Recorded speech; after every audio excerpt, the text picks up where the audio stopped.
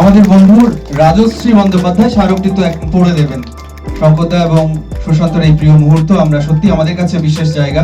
শঙ্করদার সান্নিধ্যে থাকা আমরা সত্যি মুখের মতো আমাদেরকে ছায়া দিয়ে চলেছেন। রাজশ্রী বন্দ্যোপাধ্যায় কবি এবং সাংবাদিক এবং অনুবাদ সাহিত্যে বিশেষ যার অবদান রয়েছে, রাজশ্রীর এই স্মারকটি।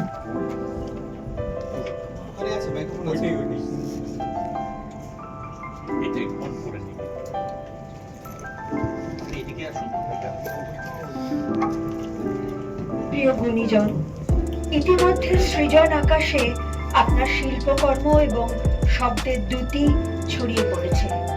সম্প্রতি ইন্ডিয়া বুক অফ রেকর্ডসে আপনার নাম সংযোজিত হয়েছে।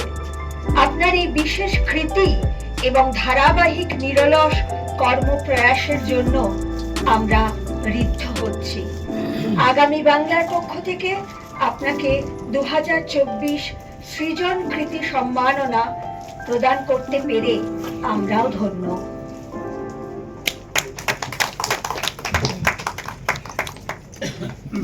এই যে পুরস্কার, এটা নিয়ে আমি বলছি যে এই মুহূর্তে আমার 1 ইঞ্চি এবং লম্বা 1 ইঞ্চি আর চড়া হচ্ছে 1.25 ইঞ্চি বই একটি বেরিয়েছে, জোছনা পালক।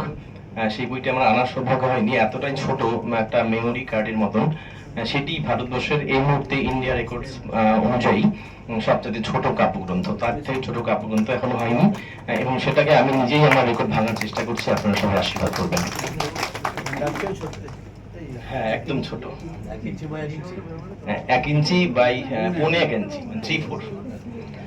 আর একটা কবিতা পড়তে বললেন, তো প্রথম কবিতা, জন্ম। সব আদর ভ্রূণের শরীরে লেখে না জন্ম কথা। নমস্কার।